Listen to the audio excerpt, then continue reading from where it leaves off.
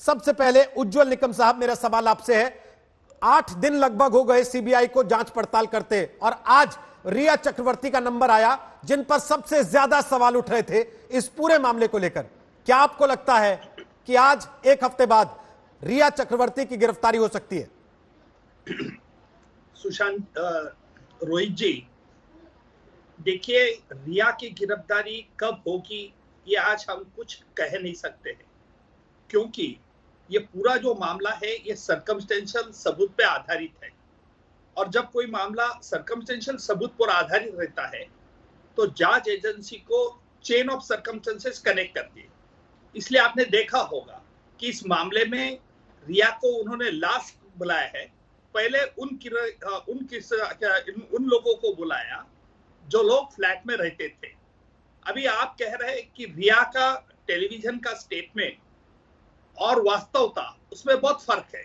मैं पहले अपने दर्शकों के लिए बात बताना चाहता हूं कि जो रिया अभी आरोपी के शूज में है और आरोपी जब कुछ बयान देता है तो कानून में उसे कोई अर्थ नहीं रहता है और जरूर उस बयान से आधार पर सीबीआई उसे पूछताछ करेगी।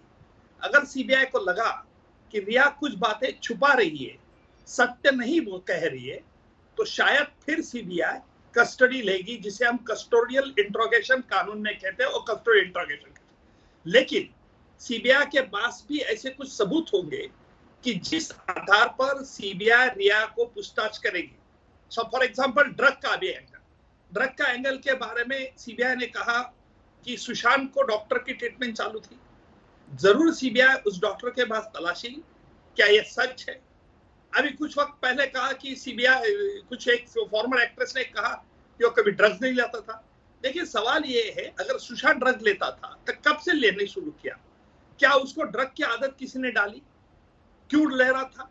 अभी आपने कहा कि आज तक में के सामने सुशांत ने एक इंटरव्यू में कहा कि मुझे फ्लाइट की बहुत बहुत लाइक है और मैं फ्लाइट करना चाहता हूँ, करता हूँ, उसके पास डोमेस्टिक लाइसेंस भी था, ऐसा कहा जाता है। रिया ने कहा कि नहीं, उसे फ्लाइट में बहुत घबराता था, टैबलेट लिया था।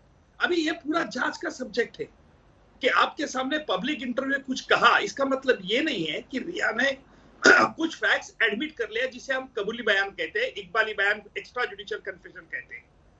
एक बात जरूर है कि रिया ने कुछ बातों पे, कुछ उस पे खुलासा नहीं किया। उसने कहा मैं जांच इन्फ्लुएंस नहीं करना चाहती, फॉर एग्जांपल ड्रग का।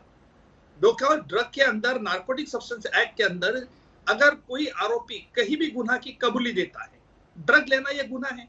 और अगर रिया बोल देती थी हाँ मैं भी ड्रग लेती थी, सुशांत भी लग लेता था, शायद वो रिया के लिए ऑफेंस हो सकता था, शायद रिया कानून के शिकंजे में आ सकती। इसलिए रिया अपने कुछ हद तक बचा रही है, और बचा रही है इसके कारण एक ही है कि she must be getting legal advice. तो आज हम ये देखना है कि सीबीआई किस तरह से जांच करती है। अगर सीबीआई को लगा कि वो कुछ बात सप्रेस कर रही है और रियल स्टोरी नहीं बता रही है, तो फिर सीबीआई उसको हिरासत में ले सकती है, कस्टोडियल इंट्रोगेशन के द्वारा उस सवालों को जान लेगी, क्या रिया क्यों छुपा रही।